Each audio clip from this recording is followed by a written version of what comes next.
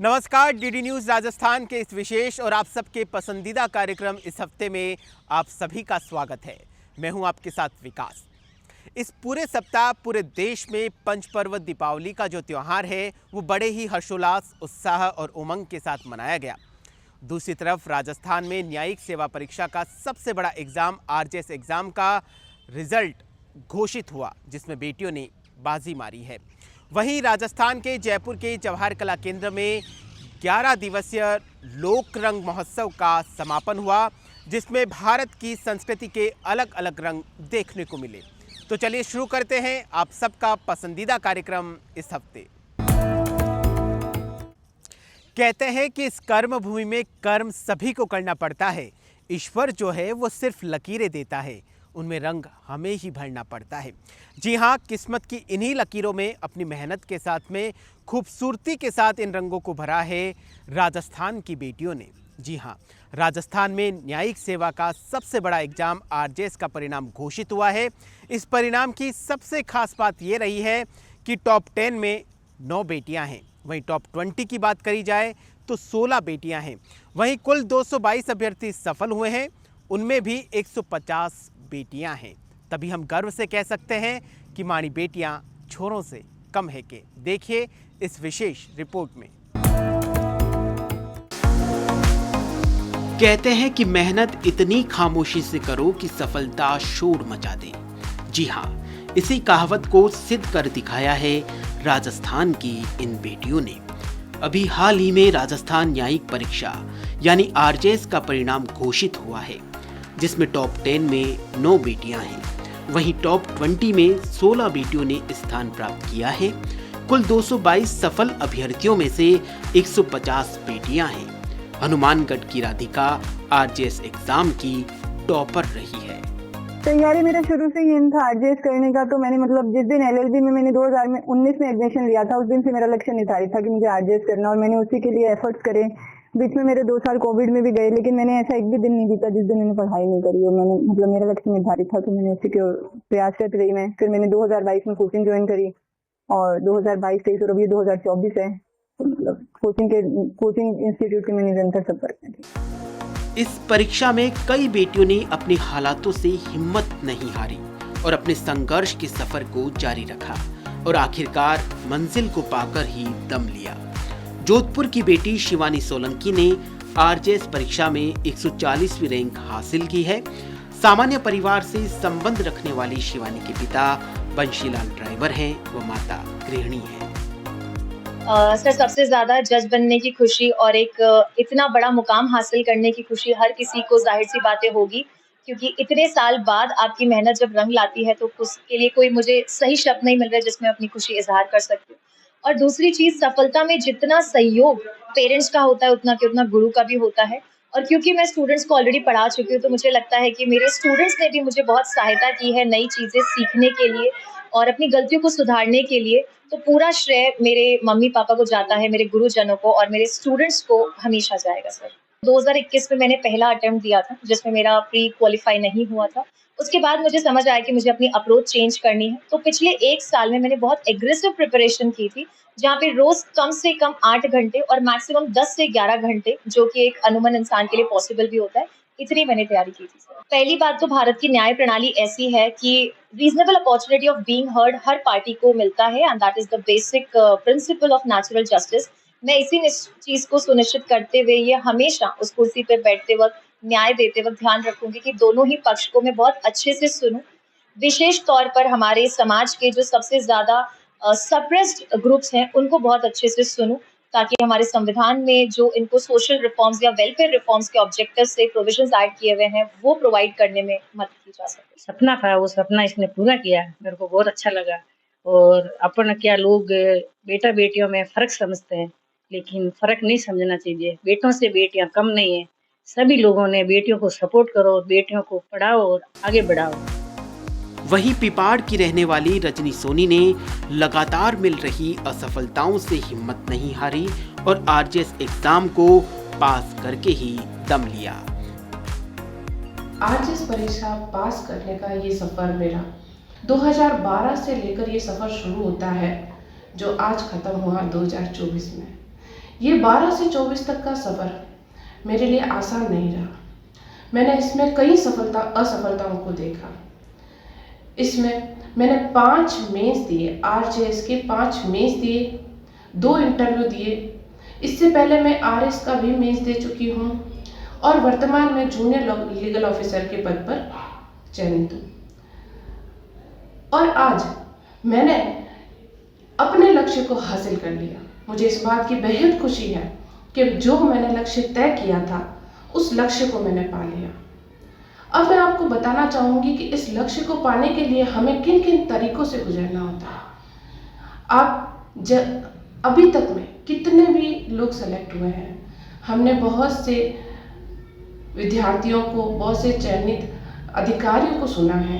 उन्होंने एक बात कही है कि आपकी मेहनत, मैं भी आपको ये कहना चाहती हूँ, मेहनत। जो व्यक्ति मेहनत करेगा वो निश्चित ही सफलता पाएगा।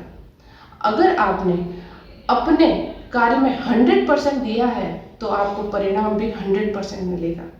आपका दृढ़ विश्वास, आपकी लगन, आपका धैर्य, ये सब मिलकर तय करेंगे कि आप इस पद के लायक हैं। कुल मिलाकर इन बेटियों की मेहनत रंग ला रही है।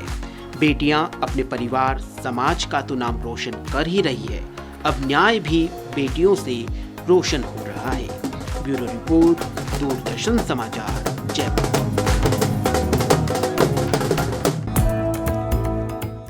राजस्थान की ग्रामीण संस्कृति को अगर हमें देखना है तो हमें गांवों की ओर रुख करना पड़ता है, जहां पर हमें मिट्टी और गोबर से बने हुए घर दिखाई देते हैं। लेकिन इसी ग्रामीण संस्कृति की झलक अगर शहर में ही देखने को मिल जाए तो बात ही कुछ और है। जी हाँ, कुचामन के शिक्षक हैं बजरंग कांटिया, जिन्होंने ग्रामीण संस्कृति का परिचय करवाने के लिए शहर में ही अपने घर को इको फ्रेंडली का रूप दिया है।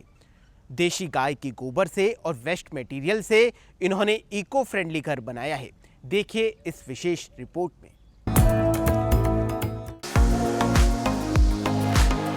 गाय के गोबर से बने इस घर को देखकर ये अंदाजा कतई ना लगाएं कि ये किसी गांव या ढाणी में बना हुआ है।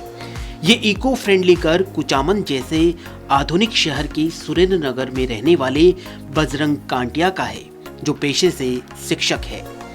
इस घर में आते ही शहर के बीच में ढाणी के किसी घर में आने जैसा एहसास होने लगता है। गोबर से लिपे आंगन, दीवारें, कमरों में केलुपोश, हल और चरखा अलग ही एहसास कराते हैं। अंग्रेजी विषय के शिक्षक होने के बावजूद बजरंग कांटिया ने अपनी परंपरा और संस्कृति को बचाए रखने व सुकून पाने के लिए अपनी जिद और जुनून से ये घर बनाया है, जिसे उन्होंने बजरंग कुटिया नाम दिया है। ये चीज़ महसूस हुई कि इतना ज़्यादा पोल्यूशन है, हम इतने पोल्यूशन में रहते हैं और हम देखा देखी मॉडर्न ज़माने के कारण हम बड़ी से बड़ी कंक्रीट की बिल्डिंगें बना रहे हैं और वो बिल्डिंगें तो हम बनाते हैं लेकिन वो बहुत तपती है और उनमें हमें सुकून का अनुभूति नहीं होती है। तो जब भी मैं गांव आता और मैं देखता, गांव का माहौल देखता, तो ये चीज़ मुझे महसूस हुई कि अपनी संस्कृति बहुत सुंदर है। इसीलिए मेरा दिल किया कि एक ऐसा घर बनाएं जो ना केवल स्वास्थ्य की दृष्टि से बहुत बढ़िया हो, बल्कि हमारी जो संस्कृति है जो विलुप्त हो रही है वो संस्कृति को एक पुनर्जीवित करने का एक प्रयास है। हम इसमें कोई भी प्रकार का प्लास्टिक पेंट यूज़ नहीं करना चाहते कि वो हेल्थ के लिए भी हानिकारक है और प्लास्टिक पेंट से अस्थमा जैसी कई सारी प्रॉब्लम होती है। तो हमने ये प्रयास किया कि पूरा का पूरा ये जितना नेचुरल हो सके, एनवायरनमेंट को किसी प्रकार का नुकसान ना हो, ऐसा हमने प्रयास किया है। इसमें हमें कोई समस्या नहीं आती है, हम बड़े आराम से ये काम कर लेते हैं और इस पे जो खाना बनता है बहुत ही स्वादिष्ट होता है और हम सब इसी को प्रेफर करते हैं। हमारा घर तो वैसे सिटी में ही है बट हम अभी भी गांव के हिसाब से खाना बनाते हैं, चूल्हे पे ही खाना बनाते हैं और यहाँ का खाना बहुत ही स्वादिष्ट होता है। ऐसा बोझ जैसा तो कुछ है नहीं इसमें, उतना ही टाइम इसमें लगता है जितना खाने मतलब गैस पे बनाते हैं उसमें लगता है, इतना ही टाइम उसमें लगता है, बल्कि इसका स्वाद थोड़ा खाने का बढ़ जाता है। कुचामन निवासी शिक्षक बजरंग कांटिया की ये कुटिया राजस्थान की पारंपरिक संस्कृति और जीवन शैली को बनाए रखने का एक अहम उदाहरण है। उनके द्वारा अपनाई गई जीवन शैली भव्यता से दूर एक साधारण और स्वदेशी तरीके से शांति और स्वास्थ्य को बढ़ावा देती है। कुटिया के भीतर की दीवारों पर पारंपरिक राजस्थानी शैली में बने सजावटी चित्र और मांडने भी बनाए गए हैं। मिट्टी और गोबर से बनी ये कुटिया प्राकृतिक रूप से ठंडक प्रदान करती है, जिससे गर्मियों में ठंडक और सर्दियों में गर्माहट रहती है। जो भी इस घर के बारे में सुनता है वो एक बार तो इसको देखने के लिए चला आता है। घर को देखने आए लोगों को भी कंक्रीट के घरों के बीच बना ये गोबर से बना हुआ ये घर बहुत भा रहा है। मकानों को लेकर के बहुत बड़े स्तर पर खर्चे हो रहे हैं। करोड़ों की संख्या में गिनती में मकानों के ऊपर जो खर्चा किया जा रहा है उस खर्चे से बचा जा सकता है। स्वास्थ्य के दृष्टिकोण से कच्चे जो मकान हैं वो बहुत ही उपयोगी हैं, शुद्ध हैं। आज प्राकृतिक चिकित्सा के लिए भी हम जाते हैं तो लगभग इसी डिज़ाइन में बने हुए मकान और घर मिलते हैं जहां मरीजों को रखा जाता है। स्वास्थ्य के दृष्टिकोण से तो आर्थिक खर्चे से भी बचा जा सकता है और हम अपनी संस्कृति जो है जिसमें मांडने हैं, रंगोली है, ये सब जो चीज़ें हमारी कल्चर से जुड़ी हुई हैं उनसे भी हम जुड़े रह सकते हैं। और शहर के बीच में जब बजरंग जी ने ये गोबर से और मिट्टी से और ये आधुनिकता के बीच में ये संस्कृति जिंदा रख रखी है, इसके लिए हमें बहुत उत्साहित है। तो इस संस्कृति को जिंदा रखने में इनकी मिसेज का भी अच्छा सहयोग है। आजकल की जब बच्चियां मॉडर्न युग में गोबर के हाथ नहीं लगाती है, फिर भी इनकी मिसेज इतना गोबर का नीपना चौपना करा के ये मांडना मंडा के और इस संस्कृति को जिंदा रखा है। इसलिए मैं इनको बहुत धन्यवाद देता हूँ। वर्तमान समय में हमें जिस चीज़ की मुख्य ज़रूरत है वो संदेश हमें इस मकान को देख के मिलता है। मुख्य ज़रूरत है इंसान के लिए, पहला सुख निरोगी काया है। तो निरोगी काया के लिए हमें देसी चीज़ें खानी पड़ेगी, देसी चीज़ के बीच में रहना पड़ेगा। तो रहने के लिए हमें ये पूरा देसी जो है ना, ईंटों से, कच्ची ईंटों से बना हुआ, गोबर के लेव से लेव दिया हुआ, और छत जो है वो पूले की और कच्ची छत है। तो हम सारा कुछ नहीं कर सकते तो कम से कम अपने लिए एक कमरा तो ऐसा रखें जिसमें हमारा ज़्यादा समय बीते, वो कच्चा बना हुआ हो, और फिर शुद्ध चूल्हे पर गार के बर्तन ज़्यादा से ज़्यादा गार के यूज़ करें। जैसे पीने का मटका है, चाहे बर्तन खाना बनाने के बर्तन है, तुआ है, ये सब गार के बर्तन हो। इस बेहद खूबसूरत और देसी घर को देसी गाय की गोबर, मिट्टी, पत्थर और वेस्ट मटेरियल के इस्तेमाल से बनाया गया है। उनका ये घर पूरी तरह से सस्टेनेबल और इको फ्रेंडली होने के साथ साथ केमिकल फ्री भी है। बिल्कुल 4 से 5 लाख रुपए ही केवल लगे। हम जो मकान बनाते हैं उसमें कम से कम 25-30 लाख रुपए का खर्चा आता है, और उसके बाद में भी वो सुकून नहीं मिलता जो अपने अच्छे हम जीवन जीना चाहते हैं। इस मकान में ना केवल अपने को सुकून मिलता है बल्कि कम खर्च में बना है, हमारी संस्कृति को प्रमोट करता है, और हमारे जो मानना, हमारे लोक संस्कृति है उसको हम जीवित रख पा रहे हैं। इस घर की खासियत यह है कि ये प्रदूषण और कीटाणुओं से घर को मुक्त रखता है। इसमें दीमक लगने की भी आशंका काफी कम होती है।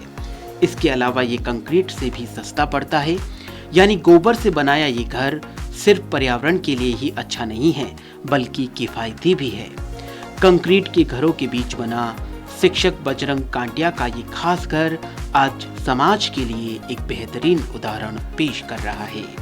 कुचामन से दूरदर्शन समाचार के लिए शफीक अहमद उस्मानी की रिपोर्ट।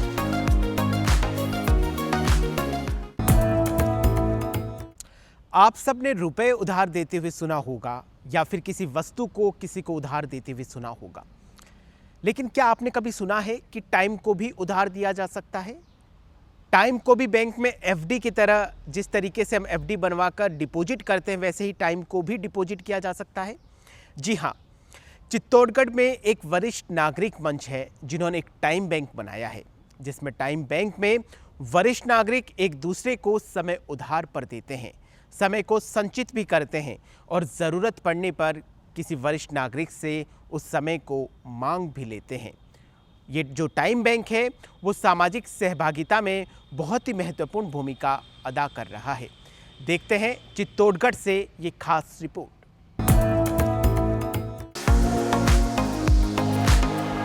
वरिष्ठ नागरिक मंच चित्तौड़गढ़ के सदस्यों द्वारा टाइम बैंक की एक अनूठी पहल चलाई जा रही है। यहाँ बुजुर्गों ने वक्त को गुलाम बनाने का एक अनोखा तरीका खोज लिया है। सुनने में भले ही अजीब लगे, लेकिन ये हकीकत है। शहर के बुजुर्ग पैसों की तरह ही वक्त का लेन देन कर एक दूसरे का अकेलापन मिटा रहे हैं। यहाँ बुजुर्ग एक दूसरे को जितना समय देते हैं, टाइम बैंक में वो दर्ज हो जाता है। जरूरत पड़ने पर बुजुर्ग अपने साथी को दिया हुआ समय मांग सकता है या किसी दूसरे साथी को भी बुला सकता है। इस नवाचार से वरिष्ठ नागरिकों के जीवन में नई उमंग आई है। अकेला आदमी जो एकाकीपन जीवन जीता है, उसको ये महसूस नहीं हो कि मैं अकेला हूँ। उसके साथ में अगर कभी ये बीमार हो जाए या कोई आवश्यकता हो जाए तो व्यक्ति एकदम जाकर के उनके पास जाता है, उनसे बातें करता है, उनके सामान लाता है, कोई दवाई लानी हो तो दवाई लाता है। इस प्रकार से उनकी सेवाओं में वो तत्पर रहते हैं वरिष्ठ नागरिक मंच, इसलिए इसकी स्थापना की गई। हमारे मंच में आज की तारीख में लगभग 1034 मेंबर है और इसमें हाई कोर्ट के जज साहिबान से लेकर दुकानदार, पियोन, आरएस अधिकारी, बैंक मैनेजर, प्रिंसिपल, टीचर, मतलब हर पैसे के व्यक्ति और सर्विस में हर एक सेवा से जो रिटायरमेंट हुए वो सभी है।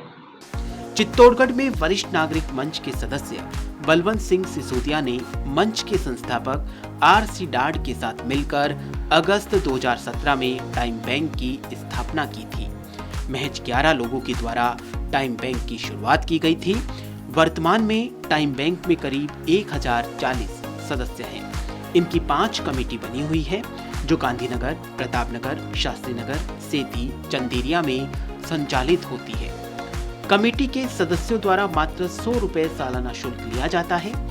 ये एक ऐसा मंच है जहां वृद्धजन एक दूसरे को समय लोन या उधार में देते हैं। टाइम बैंक में कोई वृद्ध किसी एकल या जरूरतमंद बुजुर्ग के साथ समय व्यतीत करता है। बिताया गया ये समय वृद्ध के खाते में जमा हो जाता है। इसके बाद जरूरत होने पर खाते में जमा समय के लिए वृद्ध अपने लिए भी किसी अन्य को बुला सकते हैं।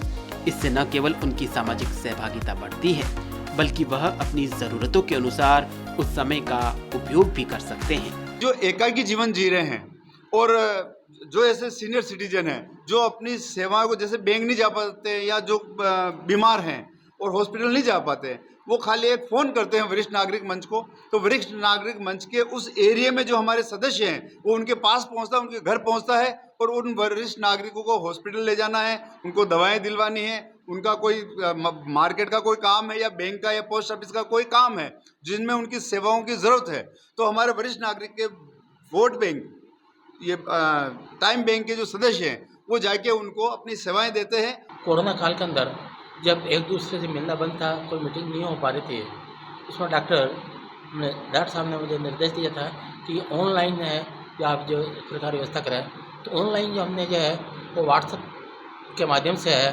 सदस्यों से बराबर कॉन्टैक्ट के अंदर है और जो भी गतिविधियाँ होती रही उन गतिविधियों के बारे में उनको बराबर जानकारी देते रहे। टाइम बैंक वरिष्ठ नागरिकों में एकजुटता का भाव पैदा कर रहा है। आपसी संवाद से अकेलापन दूर हो रहा है। एक दूसरे की सहायता करने से उनमें हिम्मत बढ़ रही है। ये पहल न केवल उन्हें सामाजिक रूप से सक्रिय रखती है, बल्कि उनके जीवन में नई उमंग और उत्साह भी भरती है। चित्तौड़गढ़ से दूरदर्शन समाचार के लिए अभिषेक शर्मा की रिपोर्ट।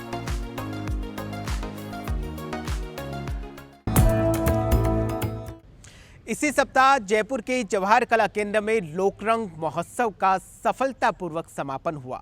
इस लोकरंग महोत्सव में विभिन्न राज्यों से आए कलाकारों ने अपने अपने राज्यों की संस्कृति से संबंधित सांस्कृतिक कार्यक्रमों की मनमोहक प्रस्तुति दी, जिससे भारतीय सांस्कृतिक एकता के दर्शन हुए। आइए आपको दिखाते हैं इस लोकरंग महोत्सव की कुछ झलकियां।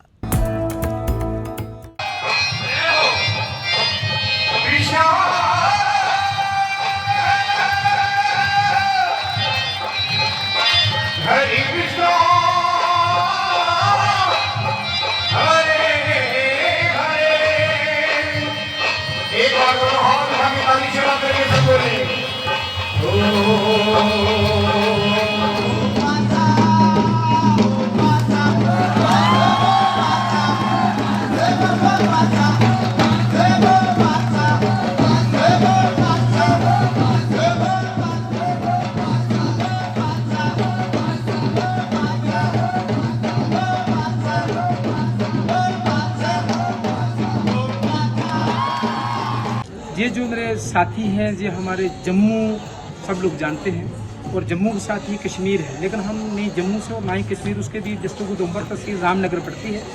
जिस गांव से हम आते हैं, हमारा जो फोक है उसका नाम है डोगरी गीतरू। गीतरू के नाम से ही हमें लोग जानते हैं।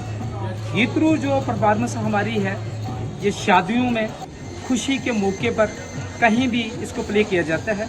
इसमें लोग नृत्य होता है, लड़कियां, लड़के और मेल जो है वो भी गाता है और साथ में उसमें नृत्य होता है। कमसाड़े डांस, ये कर्नाटक का एक जान है कमसाड़े। ये कमसाड़े डांस बिलोंग्स टू शिवा, जो शिवा के जो हम आराधना करते हैं तभी कमसाड़े करते हैं। तो ये कमसाड़े डांस हम इधर ये नेशनल लेवल स्टेज है, जो लोक तरंग स्टेज है, ये इसमें परफॉर्म कर रहे हैं। बहुत अच्छा लग रहा है, बहुत अच्छा लगा। मतलब एक मॉल बन गया है, हर एक स्टेट का अलग अलग फॉर्म में ये डांस कर रहे हैं। तो हम भी हमारा जो कर्नाटक का जान है, जो कल्चर है कमसाड़ा डांस, ये हम परफॉर्म कर रहे हैं तो बहुत खुशी हो रही है।